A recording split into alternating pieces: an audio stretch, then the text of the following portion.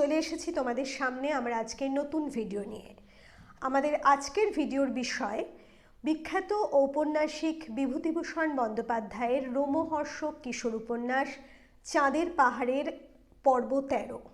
এর আগে 12টা পর্বের এক্সপ্লেনেশন ভিডিও তোমরা আমার চ্যানেলে পেয়েছো। আজকে আমি এসেছি পর্ব 13র আলোচনা নিয়ে, কিন্তু এই ভিডিওতে আমি প্রত্যেকবারের মতো প্রশ্নোত্তর আলোচনা করব না, কারণ এই পর্বটা একটু বড়, একটু সময় লাগবে আমার এক্সপ্লেন করতে। আর তাছাড়া এই পর্বে তোমরা বেশ কিছু ইম্পর্টেন্ট প্রশ্নও পেয়ে যাবে, সেগুলো একটু ভালো করে আলোচনা করার প্রয়োজন। সেই কারণেই এই পর্বের প্রশ্নোত্তরের জন্য আমি আর একটা ভিডিও তোমাদের সামনে উপস্থাপন করব। তোমরা খুব শীঘ্রই সেই ভিডিওটাও পেয়ে যাবে। তাহলে চলো আমরা আজকে শুরু করি আমাদের আজকের পর্ব চাঁদের পাহাড়ের পর্ব 13।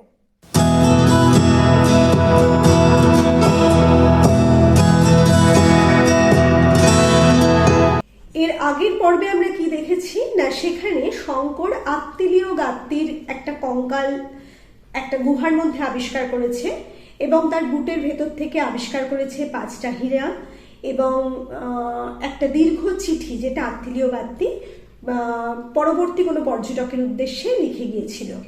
এবং এই অংশে আমরা দেখতে পেয়েছিলাম কি না, শঙ্কর আত্মীয় গাত্তির কঙ্কালকে খ্রিস্টান মতে সুন্দরভাবে তাকে কবর দিয়েছে এবং একটা ক্রুশও সেখানে তৈরি করে গেঁথে দিয়েছে। এরপরে আমরা আসছি পর্ব 13র আলোচনায়। দুপুরের রোদে যখন দিকে দিগন্তে আগুন জ্বলে উঠল, একটা ছোট্ট পাথরের ঢিবির আড়ালে সে আশ্রয় নিলে। 135 ডিগ্রি উত্তাপ উঠেছে তাপমান যন্ত্রে।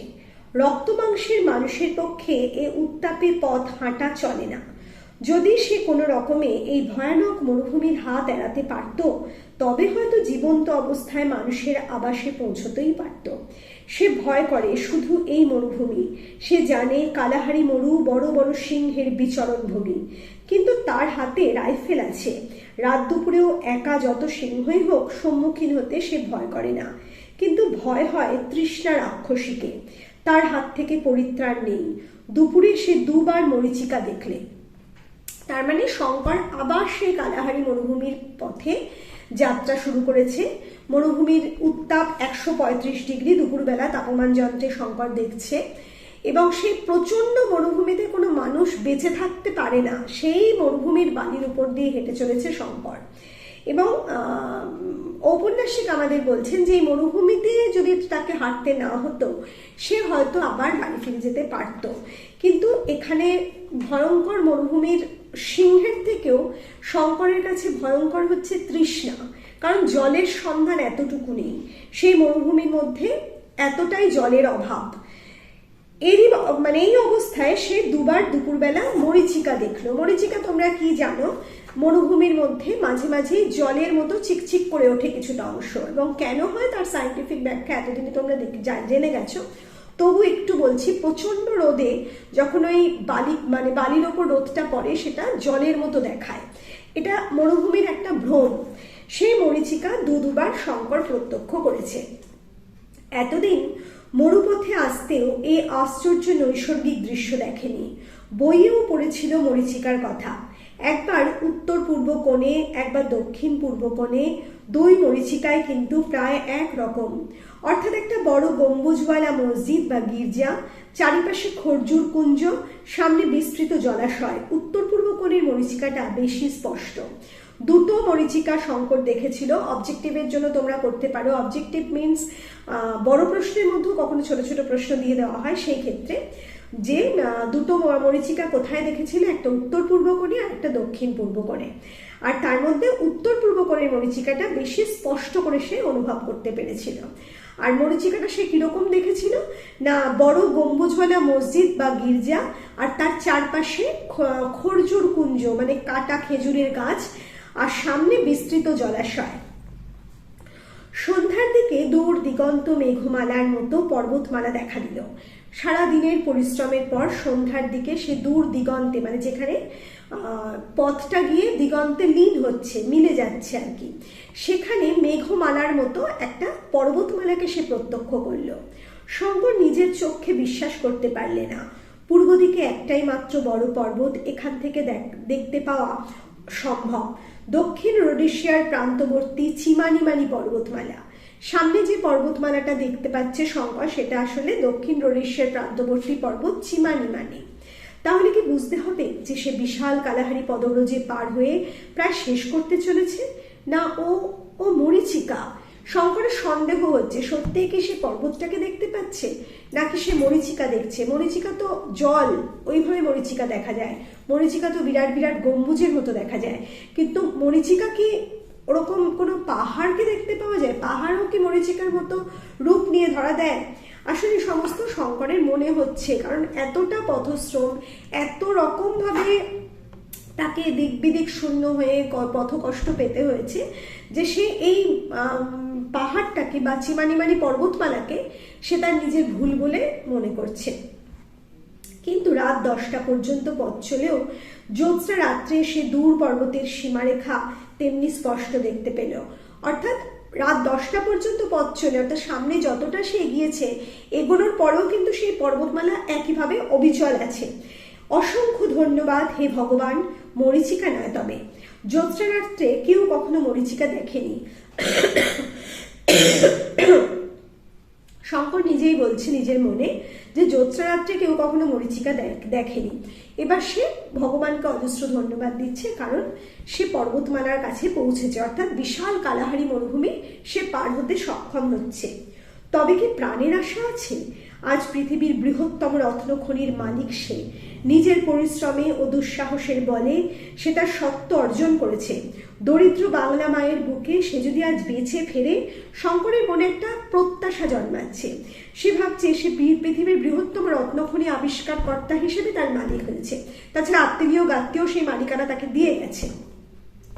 নিজের পরিশ্রম ও দুঃসাহসের জন্য সে এই মালিকানাটা অর্জন করতে পেরেছে। তাহলে কি সে আবার বাংলা মায়ের বুকে ফিরে যেতে চলেছে? একটা আশা, প্রত্যাশা তার মনের মধ্যে দেখা দিচ্ছে। দুদিনের দিনে বিকেলে সে এসে পর্বতের নিচে পৌঁছলো। মানে 2 দিন লাগলো ওই দেখা থেকে, মানে যে পর্বতমালাটাকে সে প্রত্যক্ষ করেছিল, দূর থেকে দেখেছিল, তার কাছে এসে পৌঁছতে 2 দিন কেটে গেল। মানে কত দূর থেকে সে দেখতে পাচ্ছিল। তখন সে দেখলে পর্বত পার হওয়া ছাড়া ওপারে যাওয়ার কোনো সহজ উপায় নেই। নইলে 25 মাইল মরুভূমিতে পাড়ি দিয়ে পর্বতের দক্ষিণ প্রান্ত ঘুরে আসতে হবে। মরুভূমির মধ্যে সে আর কিছুতেই যেতে রাজি নয়, সে পাহাড় পার হয়েই যাবে। এইবার সেই পর্বতমালার পদপ্রান্তে এসে শঙ্কর বুঝতে পারছে তার 2টো পথ খোলা আছে। এক, ওই পাহাড় টপকে তাকে যেতে হবে, অথবা এই মরুভূমি পথে আবার নেমে সম্পূর্ণ দক্ষিণ দিয়ে, মানে পর্বতের দক্ষিণ প্রান্তটা ঘুরে এসে তাকে ওই পর্বতটা টপকাতে হবে। কিন্তু মরুভূমির পথে সে আর পাড়ি দিতে রাজি নয়। সে মনস্থির করলো পাহাড় টপকে সে যাবে। এইখানে সে প্রকাণ্ড একটা ভুল করলে। সে ভুলে গেল যে 12,500 ফুট একটা পর্বতমালা ডিঙিয়ে ওপারে যাওয়া সহজ ব্যাপার নয়। রিক্টরসভিল পার হওয়ার মতোই শক্ত, তার চেয়েও শক্ত, কারণ সেখানে আলভারেজ ছিল, এখানে সে একা। শঙ্কর ভুল একটা সিদ্ধান্ত নিয়ে ফেলেছে, কারণ সে কখনো বুঝতে পারেনি যে ওই বিশাল পর্বত পার হওয়া একা একা তার পক্ষে খুব অসম্ভব হয়ে পড়বে। কারণ সে দিগ্ভ্রান্ত হতে পারে জঙ্গলাকীর্ণ পথে, আর সঙ্গে আলভারেজ নেই, তার কাছে কম্পাসটাও নেই। সে কি করবে? এই যে একটা ভুল ডিসিশন তাকে আরো বেশি ভয়ঙ্কর মৃত্যুর দিকে ঠেলে দিল। শঙ্কর ব্যাপারের গুরুত্বটা বুঝতে পারলে না, ফলে চিমানিমানি পর্বত উত্তীর্ণ করতে গিয়ে প্রাণ হারাতে বসল। ভীষণ প্রজ্বলন্ত কালাহারি পার হতে গিয়েও সে এমনভাবে নিশ্চিত মৃত্যুর সম্মুখীন হয়নি। কালাহারিতে যখন শঙ্কর হেঁটেছে, যখন তার ভয়ঙ্কর বিপদগুলোর মধ্যে দিয়ে সে নিজেকে অতিক্রম করেছে, তখনের থেকেও ভয়ঙ্কর হয়ে উঠছে তার এই পর্বত আরোহণ পর্বটা। তার মানে কতটা ভয়ঙ্কর সেটা তোমরা নিশ্চয়ই অনুধাবন করতে পারছো। এবার তাকে মৃত্যুর মুখে যেন একেবারে পতিত হতে হচ্ছে। চিমানিমানির পর্বতের জঙ্গল খুব বেশি ঘন নয়। শঙ্কর প্রথম দিন অনেকটা উঠল, তারপর একটা জায়গায় গিয়ে পড়ল। সেখান থেকে কোনো দিকে যাবার উপায় নেই। কোন পথটা গিয়ে উঠেছিল সেটাও আর খুঁজে পেলে না। তার মনে হলো সে সমতল ভূমির যে জায়গা দিয়ে উঠেছিল তার 30 ডিগ্রি দক্ষিণে চলে এসেছে। কেন যে এমন হলো এর কারণ কিছুতেই সে বার করতে পারল না। কোথা দিয়ে কোথায় চলে গেল, কখনো উঠছে কখনো নামছে, সূর্য দেখে ঠিক করে নিচ্ছে। কিন্তু 7-8 মাইল পাহাড় উত্তীর্ণ হতে এতদিন লাগছে কেন? মানে দিগ্ভ্রান্ত হওয়া শুরু হয়ে গেল শঙ্করের। শঙ্কর অনেকটা পথ অতিক্রান্ত হওয়ার পর অনুভব করলো যে সে যেখান থেকে শুরু করেছিল, মানে যে সমতল ভূমি থেকে তার উপর দিকে ওঠা যাত্রাটা শুরু করেছিল, সে সেখানে উপরে না উঠে দক্ষিণ দিকে চলে গেছে। কতটা না, 30 ডিগ্রি দক্ষিণে চলে গেছে। সরি। সে কখনো উঠে পড়ছে কখনো নামছে, আবার আকাশে সূর্য দেখে তার নিজস্ব দিকটা ঠিক করছে। কিছুতেই কিন্তু সে পর্বতটা অতিক্রম করার জায়গায় পৌঁছতে পারছে না। তৃতীয় দিনে আর একটা নতুন বিপদ ঘটলো, মানে 2 দিন এখানে আবার কেটে গেল। তার আগের দিন একখানা আলগা পাথর গড়িয়ে তার পায়ে চোট লেগেছিল, তখন তত কিছু হয়নি। পরদিন সকালে আর সে শয্যা ছেড়ে উঠতে পারে না। হাঁটু ফুলেছে, বেদনাও খুব, বেদনা বলতে ব্যথা। দুর্গম পথে নামা ওঠা করা এ অবস্থায় অসম্ভব। পাহাড়ের একটা ঝর্ণা থেকে উঠবার সময় জল সংগ্রহ করে এনেছিল, তাই একটু একটু করে খেয়ে চালাচ্ছে। পায়ের বেদনা কমে না যাওয়া পর্যন্ত তাকে এখানেই অপেক্ষা করতে হবে। বেশি দূর যাওয়া চলবে না, সামান্য একটু আধটু চলাফেরা করতেই হবে খাদ্য ও জলের চেষ্টায়। ভাগ্যে পাহাড়ের এই স্থানটা যেন খানিকটা সমতল ভূমির মতো, তাই রক্ষে। তৃতীয় দিনে সে আর পথ চলতে পারছে না। কেন পারছে না? আগের দিন একটা পাহাড়ের ওপর থেকে পাথর এসে তার পায়ে লেগেছিল, তখন সে ব্যথাটা অতটা অনুভব করেনি। কিন্তু পরদিন সে বিছানা ছেড়ে আর উঠতে পারছে না, শয্যা অর্থাৎ বিছানা উঠতে পারছে না। সে বুঝতে পারছে তার সাংঘাতিক যন্ত্রণা পায়, তার পথ চলাটা খুব কঠিন। এটা এই ব্যথা যতক্ষণ না তার কমবে ততক্ষণ শঙ্কর পথ চলতে পারবে না। কিন্তু সামান্য চলাফেরা থেকে খাদ্য জলের জন্য করতে হবে। তার কাছে একটাই রক্ষা, যে যে স্থানটায় সে আশ্রয় নিল এবার, জায়গাটা খুব ঢালু নয়, একটু সমতল ভূমি। এইসব অবস্থায় এই মনুষ্যহীন পাহাড়ে বিপত্ত পদে পদে। একা এই পাহাড় টপকাতে গেলে যে কোনো ইউরোপীয় পর্যটকেরও ঠিক একই রকম বিপদ ঘটতে পারত। অর্থাৎ একজন ইউরোপীয় পর্যটকের সাথে শঙ্করের এই স্থানে খুব একটা ফারাক নেই, দুজনেরই একই পরিস্থিতি হতে পারত। অর্থাৎ জায়গাটার অবস্থার ওপর ডিপেন্ড করে ঔপন্যাসিক কথাটা বলছেন। শঙ্কর আর পারে না, ওর হৃৎপিণ্ডে কি একটা রোগ হয়েছে। একটু হাঁটলেই ধরাস ধরাস করে হৃৎপিণ্ডটা পাঁজরায় ধাক্কা মারে। অমানসিক পথশ্রমে, দুর্ভাবনায়, অখাদ্য কুখাদ্য খেয়ে, কখনো বা অনাহারের কষ্টে ওর শরীরে কিছু নেই। মানে এই যে জায়গাটায় শঙ্কর বাস করছে, মানে পায়ের ব্যথার জন্য, সেখানে তাকে অনেক কষ্ট সহ্য করতে হচ্ছে। এই যে এতদিন দীর্ঘদিন ধরে সে কখনো খাদ্য পায়নি, কখনো জল পায়নি, সেই একটা অনাহারি, মানে তৃষ্ণার্ত অবস্থায় তার দিন কেটেছে সেটা। তাছাড়া কখনো প্রচুর অখাদ্য খেয়েছে, সেই একটা খাওয়ার ফল, প্রচণ্ড পথশ্রম, এই সমস্ত কিছু মিলে তার শরীরে একটা অসুখ বাসা বেঁধেছে। তার হৃৎপিণ্ডটা মনে হয় কোনো রকমভাবে অসুস্থ হয়ে পড়েছে। তার বারবার মনে হচ্ছে, মানে সে আর চলতে পারছে না, একটা সাংঘাতিক অসুস্থতা তাকে যেন ঘিরে বসেছে। 4 দিনের দিন সন্ধেবেলা অবসন্ন দেহে সে একটা গাছের তলায় আশ্রয় নিলে।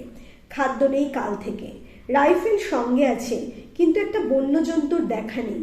দুপুরে একটা হরিণকে চড়তে দেখে ভরসা হয়েছিল, কিন্তু রাইফেলটা তখন ছিল 50 গজ তফাতে, একটা গাছে ঠেস দেওয়া। আনতে গিয়ে হরিণটা পালিয়ে গেল। জল খুব সামান্যই আছে চামড়ার বোতলে। এই অবস্থায় নেমে সে ঝর্ণা থেকে জল আনবেই বা কি করে? হাঁটুটা আরও ফুলেছে। বেদনা এত বেশি যে একটু চলাফেরা করলেই মাথার শির পর্যন্ত ছিঁড়ে পড়ে যন্ত্রণায়। একটা গাছের তলায় শঙ্কর আশ্রয় নিল, কিন্তু তার কাছে সামান্য জল বেঁচে আছে। সামনের ঝর্ণা থেকে যে জল আনবে সে ক্ষমতাও তার নেই। খাবার ফুরিয়ে গেছে, গতকাল থেকে সে একেবারে মানে কোনো রকম খাবার না পেয়ে বেঁচে আছে। একটা প্রাণীর দেখাও নেই। একটা যা হরিণের দেখা সে পেয়েছিল, কিন্তু সেই হরিণটা যখন তার সামনে ছিল, বন্দুকটা তার থেকে অনেকটা দূরে একটা গাছের হেলান দেওয়া ছিল। সে যখন কষ্ট করে কোনো রকমে গড়িয়ে চলে ওই বন্দুকটা নিল, তখন হরিণ পালিয়ে গেছে। এরকম একটা পরিস্থিতি।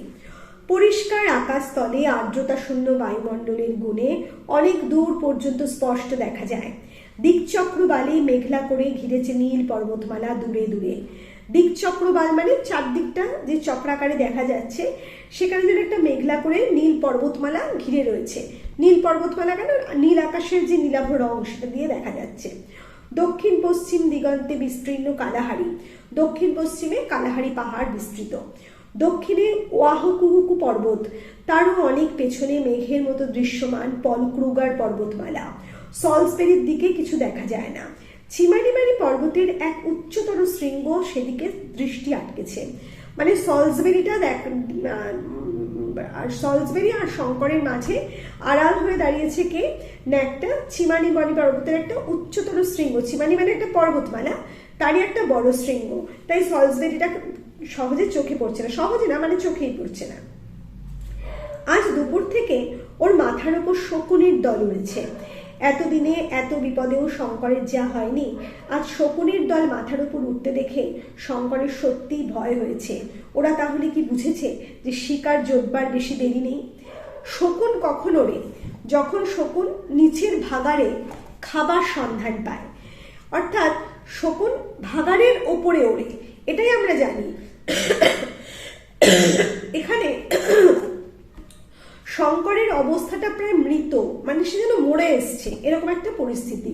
সে যখন তার মাথার ওপরে আকাশে শকুনি উঠতে দেখলো, তার মধ্যে একটা ভয় মানে লক্ষ্য করলো সে নিজেই, যে ভয়টা এতদিনে আলভারেজের মৃত্যুর পরও তাকে গ্রাস করতে পারেনি, সেই ভয়। কারণ এবার তার মনে হলো যে শকুনিরা তো বুঝতে পারে যে মৃত্যু আসন্ন কোন প্রাণীর, এবং সেই শকুনিরা বোধহয় বুঝতে পারছে যে শঙ্করের মৃত্যু আসন্ন, এবং সেই কারণে শঙ্করও যেন বিষয়টা অনুধাবন করতে পারছে। তাই তার ভয় হচ্ছে, তাহলে কি এই জঙ্গলাকীর্ণ আফ্রিকার মধ্যে তাকে শেষ পর্যন্ত নিঃশ্বাস ত্যাগ করতে হবে? সে কি আর তার প্রিয় জন্মভূমিতে ফিরতে পারবে না? আর কি তার মাকে বাবাকে দেখতে পাবে না? এই যে একটা ভয় তাকে ভীষণভাবে এবার গ্রাস করতে শুরু করলো। সন্ধ্যার কিছু পরে কি একটা শব্দ শুনে এসে চেয়ে দেখলে পাশের শিলাখণ্ডের আড়ালে একটা ধূসর রঙের নেকড়ে বাঘ। নেকড়ের লম্বা ছুচালো কান দুটো খাড়া হয়ে আছে, সাদা সাদা দাঁতের ওপর দিয়ে রাঙা জিভটা অনেকখানি বার হয়ে লক লক করছে। চোখে চোখ পড়তেই সেটা চট করে পাথরের আড়াল থেকে সরে দূরে পালালো। নেকড়ে বাঘটাও তাহলে কি বুঝেছে? পশুরা নাকি আগে থেকে অনেক কথা জানতে পারে। এটা আমরা জানি যে পশুদের একটা সাংঘাতিক ঘ্রাণ শক্তি আছে, আর একটা অনুভব শক্তি আছে যেটা মানুষের নেই। তাই শঙ্কর ভাবছে ওই নেকড়েটাও তার দিকে লক্ষ্য রাখছে, আকাশের শকুনিরা তাকে নজরে রাখছে, তাহলে কি সত্যিই তার মৃত্যু আসন্ন? ভয় তাকে বারে বারে গ্রাস করছে। হাড় ভাঙা শীত পড়ল রাত্রে। ও কিছু কাঠকুড়ো কুড়িয়ে আগুন জ্বাললে। অগ্নিকুণ্ডের আলো যতটুকু পড়েছে তার বাইরে ঘন অন্ধকার। কি একটা জন্তু এসে অগ্নিকুণ্ড থেকে দূরে অন্ধকারে দেহ মিশিয়ে চুপ করে বসল। কোট বন্য কুকুর জাতীয় জন্তু। ক্রমে আর একটা, আর দুটো, আর তিনটে। রাত বাড়বার সঙ্গে সঙ্গে 10-15টা এসে জমা হলো। অন্ধকারে তার চারিধার ঘিরে নিঃশব্দে অসীম ধৈর্যের সঙ্গে যেন কিসের প্রতীক্ষা করছে। কি সব অমঙ্গলজনক দৃশ্য! অর্থাৎ শঙ্কর দেখলো মাথার ওপর শকুনি, সামনে একটা নেকড়ে বাঘ তাকে খুব কাছ থেকে লক্ষ্য করছে।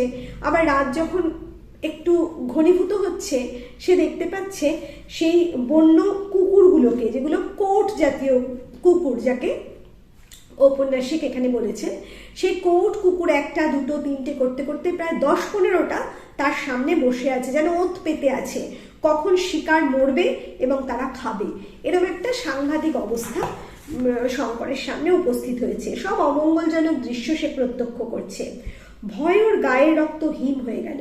হিম মানে প্রচন্ড জমে যাওয়া, ঠান্ডা হয়ে যাওয়া। সত্যি কি এতদিনে তারও মৃত্যু ঘনিয়ে এসেছে? সে এতদিনে জিম কার্টারের মৃত্যুর কথা শুনেছে, আলভারেজের মৃত্যু দেখেছে, আত্মীয় গাত্তির বন্ধুদের মৃত্যুর কথা শুনেছে, আত্মীয় গাত্তির মরণের কথা শুনেছে, পড়েছে। এরপরে কি তাহলে তার পালা? এই একটা ভয়ঙ্কর দুর্ভাবনা শঙ্করকে ঘিরে ধরেছে। এতদিন পরে এলো তাহলে? সেও পারল না রিক্টার্সভিল থেকে হিরে নিয়ে পালিয়ে যেতে। শঙ্করের খুব ভয় করছে এবার। আজ কত টাকার মালিক সে! হীরের খনি বাদ যাক, তার সঙ্গে যে 6খানা হিরে রয়েছে তার দাম অন্তত 3 লাখ টাকা, 2-3 লাখ টাকা নিশ্চয়ই হবে। 1খানা হিরে সে কুড়িয়ে এনেছিল সেই গুহার ভেতর থেকে, আর 5খানা হিরে সে পেয়েছিল আত্মীয় গাত্তির বুটের ভেতর থেকে, আত্মীয় গাত্তির কাছ থেকে প্রাপ্ত উপহার স্বরূপ। এই 6টা হিরে তার মতে বিক্রি করতে যদি পারা যায় গ্রামে গিয়ে, মানে শহরে গিয়ে, তাহলে সে অন্তত 2-3 লাখ টাকা পাবে। সে প্রচুর টাকার মালিক আজকে। তার গরিব গ্রামে গরিব বাপ মায়ের বাড়ি যদি এই টাকা নিয়ে গিয়ে উঠতে পারতো, কত গরিবের চোখের জল মুছিয়ে দিতে পারত। গ্রামে কত দরিদ্র কুমারীকে বিবাহের যৌতুক দিয়ে ভালো পাত্রে বিবাহ দিত। কত সহায়হীন বৃদ্ধ বৃদ্ধার শেষ দিন কটা নিশ্চিন্ত করে তুলতে পারত। গ্রাম বাংলার বুকের একটা দারিদ্র্যের চিত্র শঙ্করের মনের মধ্যে ভেসে উঠছে। সে ভাবছে গ্রামে কত অসহায় পরিবার আছে যাদের কন্যা দায়গ্রস্ত পিতামাতারা সেই কন্যাদের শুধুমাত্র যৌতুক অর্থাৎ পণের টাকা দিতে না পারায় বিবাহ দিতে পারেন না। আবার এমন কোনো পরিবার আছে যাদের হয়তো ছেলে সন্তান মানে কোনো রকম পুত্র বা কন্যা সন্তান নেই, অথবা তাদের দেখার কেউ নেই। তারা বৃদ্ধ অবস্থায় প্রচন্ড একটা সাংঘাতিক কষ্টের মধ্যে দিয়ে দিন যাপন করছে। তার বাবা মাও খুব গরিব। এই সমস্ত কিছু তার মনের মধ্যে আসছে এবং শঙ্কর ভাবছে যদি ওই হিরে নিয়ে সে একবার গ্রামে পৌঁছতে পারত, তাহলে যৌতুক দিয়ে ওই অসহায় পাত্রীদের বিবাহ দিতে পারত, সে পরিবারগুলোর মুখে হাসি ফোটাতে পারত। অথবা সেই বৃদ্ধ বৃদ্ধা যারা অসহায়, তাদেরকে দেখার কেউ নেই, মুখে অন্ন তুলে দেওয়ার কেউ নেই, সেই মানুষগুলোর মুখে অন্ন তুলে দিয়ে তাদের পাশে দাঁড়িয়ে তাদের সহায় সম্বল হতে পারত শঙ্কর। গ্রামে অনেক উন্নতি আনতে পারত শঙ্কর সেই টাকা দিয়ে। শঙ্করের এই যে ভাবনা, এই ভাবনার মধ্যে দিয়ে শঙ্করের একটা চারিত্রিক বৈশিষ্ট্য কিন্তু আমাদের সামনে ফুটে উঠছে, যে শঙ্কর লোভী নয়, শঙ্কর স্বার্থপর নয়। শঙ্কর যে এত প্রচন্ড কষ্ট করে ওই হিরে সংগ্রহ করতে পেরেছে, সেটা কিন্তু সে কোনো রকমে ছিনিয়ে নেয়নি, সেটা সে হঠাৎ পড়ে পায়নি, তাকে অর্জন করতে হয়েছে, সম্পূর্ণ কষ্ট করে তাকে অর্জন করতে হয়েছে এবং সেই হিরেতে সম্পূর্ণ তার অধিকার। কিন্তু তা সত্ত্বেও সে ওই হিরে দিয়ে সমাজের কিছু ভালো কাজ করতে চায়। এই যে চাওয়া, এই চাওয়া কজন মানুষ করতে পারে? তার যে মনের মধ্যে একটা সুন্দর মন রয়েছে, উপকারী মন রয়েছে, এটার একটা পরিষ্কার দৃষ্টান্ত আমরা এই স্থানে দেখতে পাচ্ছি। কিন্তু সে সব ভেবে কি হবে, যা হবার নয়। তার চেয়ে এই অপূর্ব রাত্রির নক্ষত্রালোকিত আকাশের শোভা, এই বিশাল পর্বত ও মরুভূমির নিস্তব্ধ গম্ভীর রূপ মৃত্যুর আগে শঙ্করও চায় চোখ ভরে দেখতে সেই ইটালিয়ান যুবক গাত্তির মতো। আমরা দেখেছি আত্মীয় গাত্তি যখন শেষ নিঃশ্বাস ত্যাগ করার মুহূর্তে, আগের মুহূর্তে চিঠি লিখছে, তখন কিন্তু সেই চিঠি লেখার মধ্যেও, সেই যন্ত্রণাক্লিষ্ট শরীরেও সে তার প্রিয় ফ্লোরেন্স শহরের সৌন্দর্যের কথা বর্ণনা করছে। সেই যে একটা মন্দিরের বেল, যে সুন্দর গির্জা, মন্দির নয়, গির্জার বেল, যে সুন্দর একটা ফ্লোরেন্সের নদী, সেই সমস্ত কিছু তার মনের মধ্যে ভেসে উঠছিল। এখানে শঙ্করের মনের মধ্যেও সেই গ্রাম ভেসে উঠছে। আসলে প্রত্যেক মানুষেরই বোধহয় চলে যাওয়ার সময় তার প্রিয় মানুষ, প্রিয় স্থান, এগুলো বারে বারে মনে আসে। শঙ্করেরও তাই হচ্ছে। ওরা যে অদৃষ্টির এক অদৃশ্য তারে গাঁথা সবাই। এই ওরা কারা? ওরা হচ্ছে সেই আলভারেজ, সেই আত্মীয় গাত্তি, সেই জিম কার্টার, সেই আত্মীয় গাত্তির বন্ধু বান্ধব সবাই, যারা হীরের সন্ধানে আফ্রিকায় প্রবেশ করেছিল। একটা অদৃষ্টের টানে বোধহয় তারা এই আফ্রিকার দুর্ভেদ্য জঙ্গলে প্রবেশ করেছিল। আর সেই জঙ্গলের মধ্যে কেউ বা প্রাণ হারিয়েছে সেই বুনিপের মতো ভয়ঙ্কর প্রাণীর হাতে, কেউ বা প্রাণ হারিয়েছে তাদের অতিরিক্ত লোভে, কেউ বা প্রাণ হারিয়েছে অন্যের লোভের শিকার হয়ে। আর আজ পালা শঙ্করের। শঙ্কর তাই ভাবছে এরা সবাই, এই সমস্ত মানুষ বোধহয় একই অদৃষ্টির তারে বাধা রয়েছে। অদৃষ্ট তাদের সবাইকে এক স্থানে এনে ফেলেছে এবং সকলেরই শেষ পরিণতি মৃত্যু। এটাই শঙ্করের মনে হচ্ছে। আত্মীয় গাত্মীয় তার সঙ্গীরা জিম কার্টার, আলভারেজ, সে। রাত গভীর হয়েছে, কি ভীষণ শীত। একবার সে চেয়ে দেখলে কোচগুলো এরই মধ্যে কখন আরও নিকটে সরে এসেছে। অন্ধকারের মধ্যে আলো পড়ে তাদের চোখগুলো জ্বলছে। শঙ্কর একখানা জ্বলন্ত কাঠ ছুঁড়ে মারতেই ওরা সব দূরে সরে গেল। কিন্তু কি নিঃশব্দ ওদের গতিবিধি, আর কি অসীম তাদের ধৈর্য। শঙ্করের মনে হলো ওরা জানে শিকার ওদের হাতের মুঠোয়, হাতছাড়া হবার কোনো উপায় নেই। আসলে নেকড়ে তো পারত ঝাঁপিয়ে পড়তে, কিন্তু নেকড়ে ঝাঁপিয়ে পড়ছে না, কারণ নেকড়ের মনে হচ্ছে আর কিছুক্ষণ বোধহয় তার প্রাণ আছে, শান্তিপ্রিয়ভাবে সে খেতে পারবে এই মাংস, মানে এই নরমাংস। ওই কুকুরগুলো, মানে যে বন্য কুকুরগুলো, কোট কুকুরগুলো, তারাও বোধহয় অপেক্ষা করছে, তাদের মধ্যে একটা অসীম ধৈর্য নিয়ে অপেক্ষা করছে। কিংবা আকাশের সে শকুনির দল, সবার মধ্যেই যেন একটা অদ্ভুত ধৈর্য লক্ষ্য করছে শঙ্কর, এবং বুঝতে পারছে তার মৃত্যু আরো আসন্ন হয়ে পড়ছে।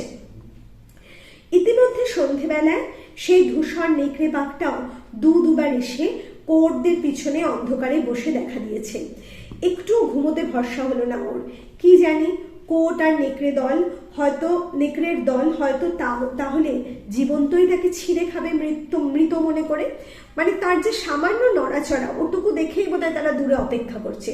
কিন্তু সে যদি রাত্রে ঘুমিয়ে পড়ে, নিস্তেজ হয়ে পড়ে, তার শ্বাস প্রশ্বাসের মানে যে গতিবিধি, সেটা প্রত্যক্ষ করা ওই জানোয়ারের পক্ষে সম্ভব হবে না, কারণ তার হৃৎপিণ্ডের গতি কমে গেছে, তার শরীর অচল হয়ে পড়েছে। কাজে সে ঘুমোতে ভয় পাচ্ছে, কারণ তার মনে হচ্ছে সে ঘুমোলেই বোধহয় ওই প্রাণীগুলো তাকে ছিঁড়ে খেয়ে নেবে। অবসন্ন ক্লান্ত দেহে জেগেই বসে থাকতে হবে তাকে। ঘুমে চোখ ঢুলে আসলেও উপায় নেই। মাঝে মাঝে কোটগুলো এগিয়ে এসে বসে ও জ্বলন্ত কাঠ ছুঁড়ে মারতেই সরে যায়। দু একটা হায়নাও এসে ওদের দলে যোগ দিল। হায়নাদের চোখগুলো অন্ধকারে কি ভীষণ জ্বলছে, কি ভয়ানক অবস্থাতে পড়েছে। জনবিরল বর্বর দেশের জনশূন্য পর্বতের ৩,৫০০ ফুট উপরে সে চলত শক্তিহীন অবস্থায় বসে। গভীর রাত, ঘোর অন্ধকার, সামান্য আগুন জ্বলছে। মাথার উপর জলকণা শূন্য স্তব্ধ বায়ুমণ্ডলের গুণে আকাশের অগণ্য তারা জলজল করছে যেন ইলেকট্রিক আলোর মতো। নিচে তার চারিধার ঘিরে অন্ধকারে মাংসলোলুপ নীরব কোয়েট হায়নার দল। খুব সুন্দর একটা ভয়ঙ্করতার দৃশ্য, এবং তারই সাথে একটা নৈসর্গিক সৌন্দর্যকে বর্ণনা করলেন ঔপন্যাসিক এখানে। কি বর্ণনা করলেন? একদিকে আকাশে একটা স্নিগ্ধতা, সেখানে একটা স্নিগ্ধ আকাশ, সেখানে সেই আকাশের মধ্যে যেন ইলেকট্রিক আলোর মতো বিন্দু বিন্দু তারা জ্বলছে। আর ঠিক তলায় ওই হায়না, ওই কোট কুকুরের দল, ওই নেকড়ে, সবাই যেন অপেক্ষা করছে ওত পেতে কখন শঙ্করের প্রাণ চলে যাবে, তাকে তারা ছিঁড়ে টুকরো টুকরো করে ফেলবে। এই যে একটা ভয়ঙ্কর দৃশ্য এবং ওপরের নৈসর্গিক সৌন্দর্য, পাশাপাশি খুব সুন্দরভাবে ঔপন্যাসিক কিন্তু এই বৈপরীত্যকে বজায় রেখে বর্ণনা করেছেন এখানে। কিন্তু সঙ্গে সঙ্গে তার এটাও মনে হলো, বাংলার পাড়াগাঁয়ে ম্যালেরিয়ায় ধুকে সে মরছে না, এ মৃত্যু বীরের মৃত্যু। পদব্রজে কালাহারি মরুভূমি পার হয়েছে সে একা। পদব্রজে মানে পায়ে হেঁটে। সে একজন বিশিষ্ট ভ্রমণকারী ও আবিষ্কারক। অত বড় হীরের খনি সেই তো খুঁজে বার করেছে। আলভারেজ মারা যাওয়ার পর সেই বিশাল অরণ্য ও পর্বত অঞ্চলের গোলকধাঁধা থেকে তো সে একাই বার হতে পেরে এত দূরে এসেছে। এখন সে নিরুপায়, অসুস্থ, চলত শক্তি রহিত, মানে চলার শক্তিহীন, চলার কোনো শক্তি নেই। তবুও সে বুঝছে, ভয় তো পায়নি, সাহস তো হারায়নি, কাপুরুষ ভীরু নয় সে। জীবন মৃত্যু তো অদৃষ্টের খেলা, না বাঁচলে তার দোষ কি? মানে এতক্ষণে মৃত্যু যন্ত্রণা তাকে কুড়ে কুড়ে খাচ্ছিল, কিন্তু হঠাৎ তার মনে হলো তার এই মৃত্যু তো বীরের মৃত্যু, সে তো বীরের মতো মরতে চলেছে। সে তো সেই পাড়াগাঁয়ে, রজপাড়াগাঁয়ে মশার কামড়ে ম্যালেরিয়ায় ভুগে মরছে না, সে তো কুপমণ্ডুকের জীবন কাটায়নি, সে তো একজন অভিযানিক, মানে আভিযানিকের জীবন কাটিয়েছে। অভিযানের নেশা তাকে নিয়ে এসেছে। আলভারেজ মারা গেছে, সে কিন্তু ভয় পায়নি। সে একা এই দীর্ঘ কালাহারি মরুভূমি পার হয়ে এসেছে, ওই ভয়ঙ্কর গুহা থেকে নিজেকে মুক্ত করেছে। আত্মীয় গাত্তির কাছ থেকে ওই রকম ভাবে সে আরো 5টা হিরে জোগাড় করেছে। তার যে ভয়ঙ্কর পথভ্রমণ, সবটাই তো পদব্রজে, মানে পায়ে হেঁটে। এই ভয়ঙ্কর পথটা পার হতে তার তো সঙ্গী ছিল না। আর সেই ভয়ঙ্কর দিনগুলোতে সে তো ভেঙে পড়েনি, সে তো ভয়ে আবার ফিরে আসার কথা ভাবেনি, সে তো কখনোই ভাবেনি যে তাকে আত্মহত্যা করতে হবে, এরকম কোনো কথাও তো তার মাথায় আসেনি। তার মনের মধ্যে তো সাহস ছিল, এবং তার মনের মধ্যে একটাই ভাবনা ছিল, সে ফিরবেই। এই বিশাল একটা খনির মালিক সে, কারণ সে আবিষ্কার করেছে সেটা। সে এইসব কথা ভাবছে। সে ভাবছে এইখানে যদি তার মৃত্যু হয় এইভাবে অসুস্থতার মধ্যে, তাহলে সে কি করতে পারে? অদৃষ্টে যেটা লেখা আছে সেটা তো ঘটবেই। ভগবান যেভাবে মানুষকে তার মৃত্যু লিখে দিয়েছে, সে মৃত্যু তো তাকে বরণ করে নিতেই হবে। অতএব তার যদি এভাবে মৃত্যু হয়, সে মৃত্যু বীরের, সে কাপুরুষ নয়, সে কাপুরুষের মতো মরেনি, সে বীরের মতো মরবে। এই একটা সান্ত্বনা শঙ্করের মধ্যে ঘনীভূত হয়ে এলো। দীর্ঘ রাত্রি কেটে গিয়ে পূর্ব দিকে ফর্সা হলো। সঙ্গে সঙ্গে বন্য জন্তুর দল কোথায় পালালো। বেলা বাড়ছে, আবার নির্মম সূর্য জ্বালিয়ে পুড়িয়ে দিতে শুরু করছে দিক বিদিক। সঙ্গে সঙ্গে শকুনির দল কোথা থেকে এসে হাজির। রাতের বেলা নেকড়ে, হায়না, কোট, কুকুর, আর দিনের বেলা সেই শকুনি। কেউ মাথার উপর ঘুরছে, কেউ বা দূরে গাছের ডালে কি পাথরের উপর বসেছে, খুব ধীরভাবে প্রতীক্ষা করছে। ওরা যেন বলছে, কোথায় যাবে বাছাধন, যে কদিন লাফালাফি করবে করে নাও, আমরা বসি, এমন কিছু তাড়াতাড়ি নেই আমাদের।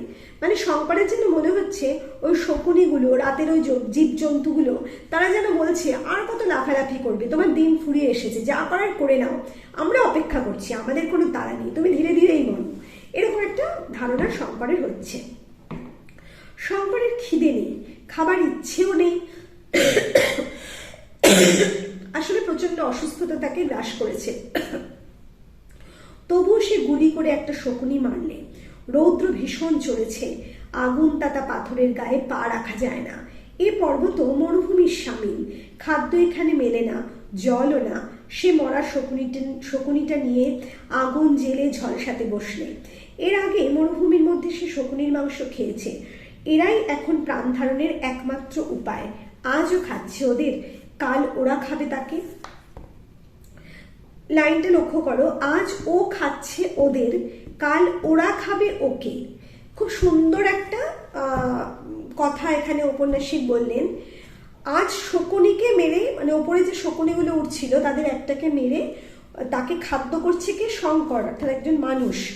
আর কালকে যখন শঙ্কর মরে যাবে, তখন শঙ্করকে খাদ্য করবে ওপরের ওই শকুনিরা। কি অদ্ভুত আমাদের পৃথিবী, কি অদ্ভুত আমাদের জীবন।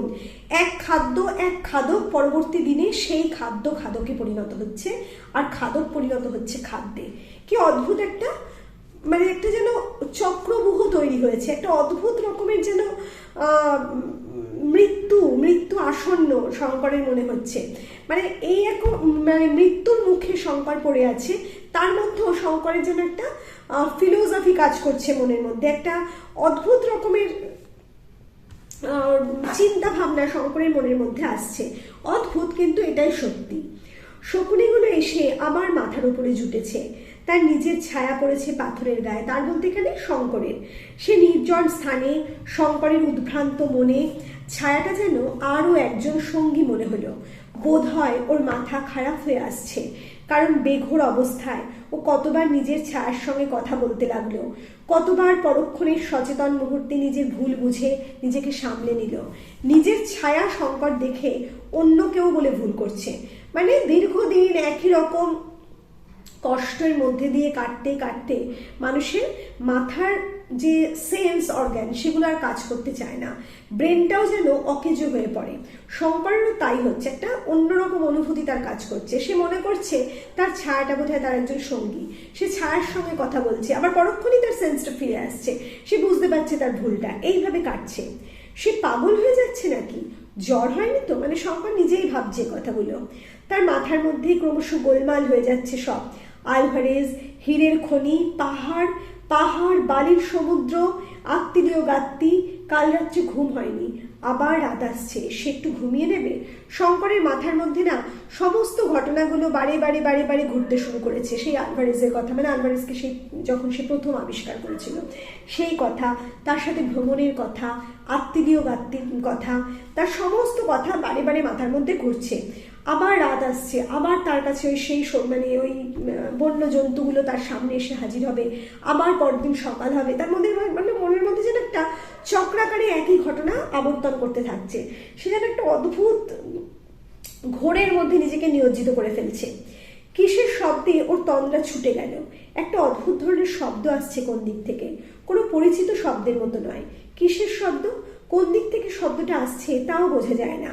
কিন্তু ক্রমশ কাছে আসছে সেটা। হঠাৎ আকাশের দিকে শঙ্করের চোখ পড়তেই সে অবাক হয়ে চেয়ে রইল। তার মাথার ওপর দিয়ে আকাশের পথে বিকট শব্দ করে কি একটা জিনিস যাচ্ছে। ওই কি এরোপ্লেন? সে বইয়ে ছবি দেখেছে বটে। যে সময়কার কথা এটা, যে সময়কার গল্প এটা, মানে যে সময় ঔপন্যাসিক গল্পটা লিখেছেন সে সময় এরোপ্লেন সেইভাবে প্রচলিত হয়নি। খুব কম সংখ্যক এরোপ্লেন চলতো প্রয়োজনের তাগিদে। এখানে শঙ্কর সেই জন্য এরোপ্লেনটা শুনেছে, এরোপ্লেনের কথা বইয়ে পড়েছে, ছবি দেখেছে, কিন্তু সামনাসামনি এরোপ্লেন সে চোখে দেখেনি। এই প্রথম সে দেখলো, সেই এরোপ্লেনের শব্দই সে শুনতে পাচ্ছিল।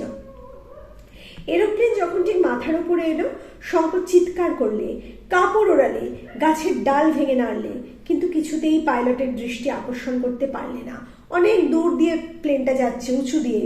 ছোট্ট একটা অঞ্চলে ছোট্ট একটা মানুষকে ওই অঞ্চলের মধ্যে কে প্রত্যক্ষ করবে? কত জীবজন্তু তো ঘুরে বেড়ায় নিচের দিকে। পাইলটের পক্ষে তো সেটা দেখতে পাওয়া তো সহজ কথা নয়, কারণ সে জানে না ওখানে কি আছে। যদি তার কোনো ওই সম্পর্কে কোনো রকম জ্ঞান থাকতো তাহলে হয়তো সে লক্ষ্য করতো। লক্ষ্য করার কোনো প্রশ্নই নেই। দেখতে দেখতে এরোপ্লেনখানা সুদূরে ভায়োলেট রঙের পল ক্রুগার পর্বতমালার মাথার ওপর অদৃশ্য হয়ে গেল। হয়তো আরও এরোপ্লেন যাবে এ পথ দিয়ে। কি আশ্চর্য দেখতে এরোপ্লেন জিনিসটা! ভারতবর্ষে থাকতে সে একখানাও দেখেনি। শঙ্কর ভাবলে আগুন জ্বালিয়ে কাঁচা ডালপাতা দিয়ে সে যথেষ্ট ধোঁয়া করবে। যদি আবার এ পথে যায়, পাইলটের দৃষ্টি আকৃষ্ট হবে ধোঁয়া দেখে। একটা সুবিধে হয়েছে, এরোপ্লেনের বিকট আওয়াজে শকুনের দল কোন দিকে ভেগেছে। মানে শঙ্করের মনে হচ্ছে যদি প্রচণ্ডভাবে ধোঁয়া তৈরি করা যায়, তাহলে যদি আরেকটা এরোপ্লেনের দেখা মেলে এবং পাইলটের দৃষ্টি আকর্ষণ হয়। আর ওদিকে এরোপ্লেনের শব্দে শকুনিরা পালিয়ে গেছে। সেদিন কাটলো। দিন কেটে রাত্রি হবার সঙ্গে সঙ্গে শঙ্করের দুর্ভোগ শুরু হলো। আবার গত রাত্রির পুনরাবৃত্তি। সেই কুয়েটের দল আবার এলো। আগুনের চারধারে তারা আবার তাকে ঘিরে বসলো। নেকড়ে বাঘটা সন্ধে না হতেই দূর থেকে একবার দেখে গেল। গভীর রাত্রে আর একবার এলো। কিসে এদের হাত থেকে পরিত্রাণ পাওয়া যায়? আওয়াজ করতে ভরসা হলো না। টোটা মাত্র দুটি বাকি। টোটা ফুরিয়ে গেলে তাকে অনাহারে মরতে হবে। মরতে তো হবেই, তবে দুদিন আগে আর পিছে, যতক্ষণ শ্বাস ততক্ষণ আশ। মানে এই স্থানে শঙ্কর ওই নেকড়ে বা ওই কুকুরগুলোর হাত থেকে নিষ্কৃতি পাওয়ার জন্য ওই বন্দুকের আওয়াজ করতেও ভয় পাচ্ছে। কারণ কি, তার কাছে মাত্র দুটো টোটা বাকি আছে। তবুও সে বুঝতে পারছে যে দুটো টোটাই বা তার জীবন কি, বা তার শ্বাস নিঃশ্বাস প্রশ্বাস যতক্ষণ আছে ততক্ষণ তার জীবনটা আছে। হৃৎপিণ্ড একসময় বিকল হয়ে যাবে, কাজে টোটা আর তার জীবন কি করে বাঁচাবে? তবুও সে তাকে রেখে দিচ্ছে যদি সে বাঁচে। প্রত্যেক মানুষই আশাবাদী, আর শঙ্কর তো ভীষণভাবে আশাবাদী, এটা আমরা দেখতে পেয়েছি। কিন্তু আওয়াজ তাকে করতেই হলো। গভীর রাত্রে হায়নাগুলো এসে কোরদের সাহস বাড়িয়ে দিল। তারা আরও এগিয়ে সরে এসে তাকে চারিধার থেকে ঘিরলে। পোড়া কাঠ ছুঁড়ে মারলে আর ভয় পায় না। এতক্ষণ শঙ্কর পোড়া কাঠ ছুঁড়ে তাদের দিকে মারছিল, কিন্তু বারে বারে একই রকম আক্রমণের পথ যদি থাকে তাহলে কিন্তু ভয়টা উড়ে যায়। এক্ষেত্রেও তাই হয়েছিল। বারে বারে পোড়া কাঠটা যখন ছুঁড়ে মারছে, তাতে যখন তাদের কিছু হচ্ছে না, তখন তারা ওই কাঠে আর ভয় পাচ্ছে না, আরো নিকটে সরে আসছে শঙ্করের। রাত ফর্সা হবার সঙ্গে সঙ্গে না একবার একটু তন্দ্রা মতো এসেছিল। বসে বসেই ঢুলে পড়েছিল। পর মুহূর্তেই সজাগ হয়ে উঠে দেখলে নেকড়ে বাঘটা অন্ধকার থেকে পা টিপে টিপে তার অত্যন্ত কাছে এসে পড়েছে। ওর ভয় হলো হয়তো ওটা ঘাড়ে ছাপিয়ে পড়বে। ভয়ের চোটে একবার গুলি ছুড়লে, যে টোটাটাকে সে বাঁচিয়ে রেখেছিল, এবার সে বাধ্য হয়ে সেই গুলিটা ছুড়লো। কারণ চিতাবাঘটা, সে যখন একটু তন্দ্রাচ্ছন্ন হয়ে গিয়েছিল, চিতাবাঘটা ভেবেছে বোধহয় তার কাজ, সে মারা গেছে এবং এইবার তাকে ঝাঁপিয়ে পড়তে হবে। সে পা টিপে টিপে তার দিকে এগোচ্ছিল। ভয় পেয়ে শঙ্কর একটা গুলি করেছে। আর একবার শেষ রাতের দিকে ঠিক এরকমই হলো।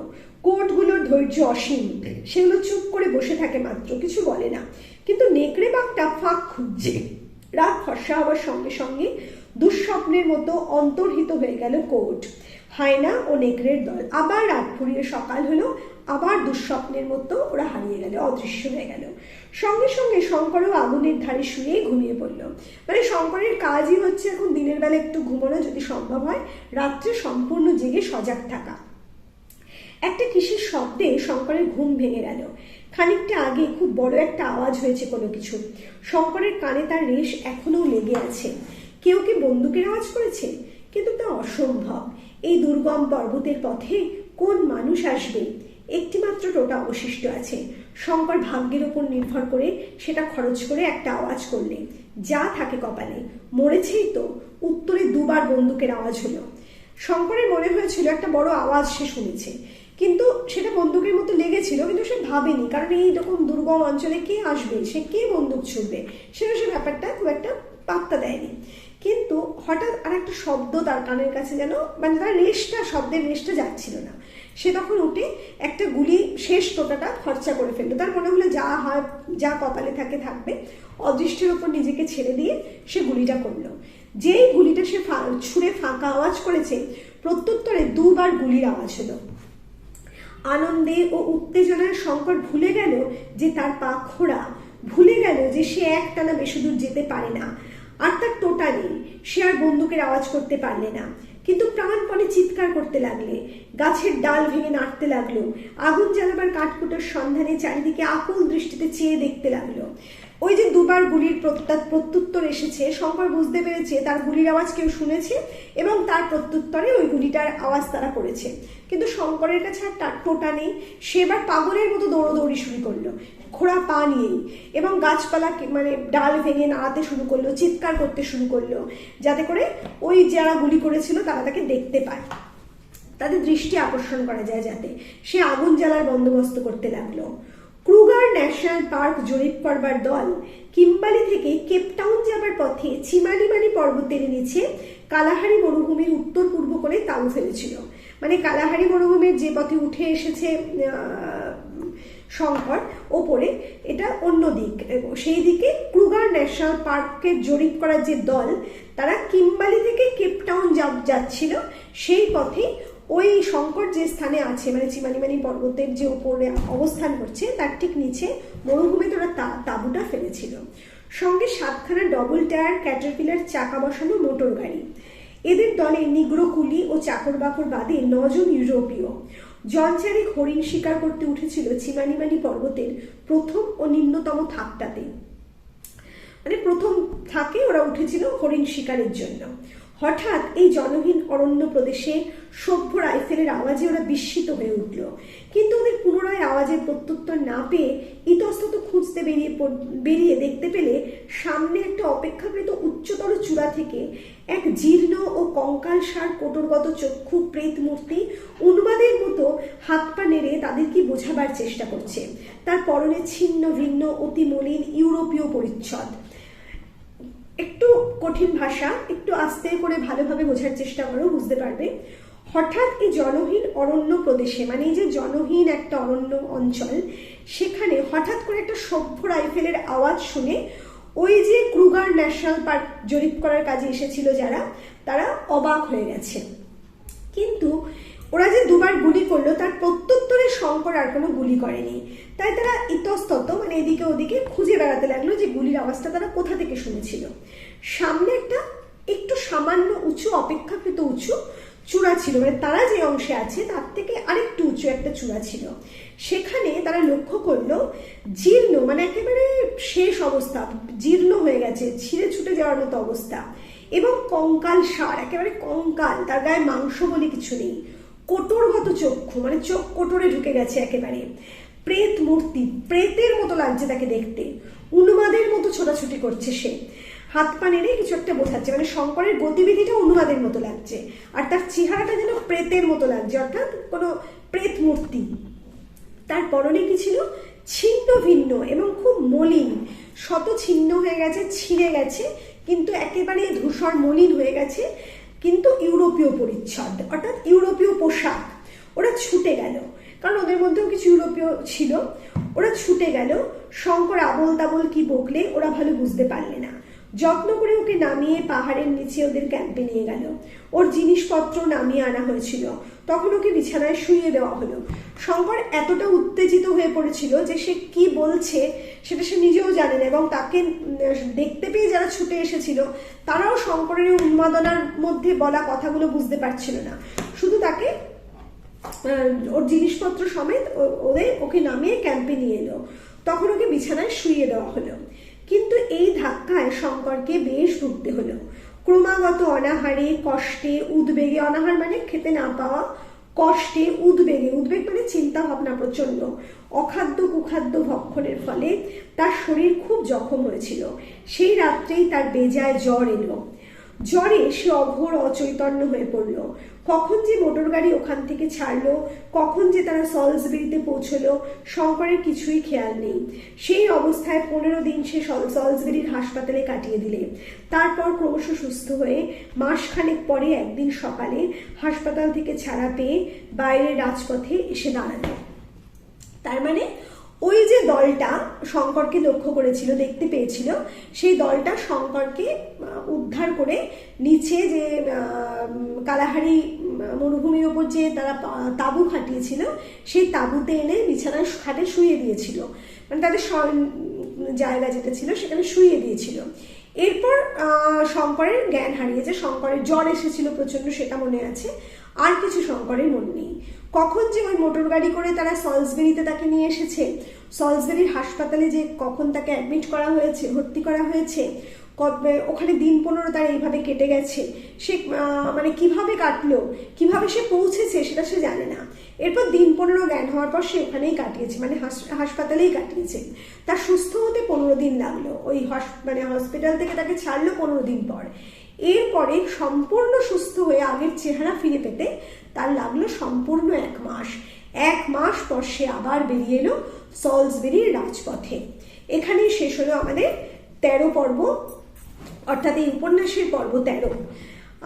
আমি এই পর্বে শুধু তোমাদের বলে রাখবো এই কি ঘটনা এখানে ঘটলো, যেটা তোমরা ছোট্ট করে লিখে রাখবে। সেটা হলো শঙ্কর আবার কালাহারি মরুভূমির পথে যাত্রা করেছিল এবং এক সময় সে রিক্টার্স বেল্টের এক পর্বত, মানে ওই চিমানিমানি পর্বতের দক্ষিণ রোডেশিয়া পর্বতের শেষ প্রান্তে চিমানিমানি পর্বতের পদপ্রান্তে এসে পৌঁছেছে এবং সেই পর্বত টপকে সে সলসবেরিতে পৌঁছানোর কথা ভেবেছিল। সেই পর্বতে উত্তোলন শুরু করেছিল সে, কিন্তু বিভিন্ন রকমভাবে আহত হয়েছে, তার বিভিন্ন রকম পথ কষ্ট হয়েছে। শেষ পর্যন্ত সে আর পথ চলতে পারেনি, ওখানেই সে স্থিত হয়েছে এবং বিভিন্ন রকম বন্য জন্তু, শকুন এসবের আবির্ভাবে সে মৃত্যু ভয় তাকে গ্রাস করেছিল। এবং এরকমই একটা অবস্থায় ক্রুগার ন্যাশনাল পার্ক জরিপ করতে আসা কিছু মানুষ, কিছু ইউরোপিয়ান, কিছু কুলি জাতীয় মানুষ তাকে উদ্ধার করে এবং উদ্ধার করে তারা তাকে প্রথমে তাঁবুতে নিয়ে আসে, সেখান থেকে সলসবেরিতে এনে হাসপাতালে ভর্তি করে দেয়। সেই হাসপাতালে 15 দিন থাকে, তারপর আরও সম্পূর্ণ 1 মাস লেগেছিল তার সম্পূর্ণ সুস্থ হতে। এরপরে সে সুস্থ হয়ে সলসবেরি রাজপথে বেরিয়ে এসেছিল। এই হচ্ছে আমাদের পর্ব 13 বিষয়বস্তু। আজকে আমি এই পর্যন্তই তোমাদের বললাম। এর পরবর্তী কোনো ভিডিওতে আমি এই পর্বের প্রশ্নোত্তর নিয়ে আলোচনা করব। আর এর মধ্যে যদি এই পর্ব থেকে তোমাদের কোনো প্রশ্ন থাকে তোমরা অবশ্যই আমার কমেন্ট বক্সে জানাবে, আমি তাহলে তোমাদের সেই প্রশ্নের উত্তর দিয়ে দেবার চেষ্টা করব। তাহলে খুব তাড়াতাড়ি আমাদের দেখা হচ্ছে আবার নতুন কোনো ভিডিওতে, নতুন কোনো বিষয় নিয়ে। খুব ভালো থেকো।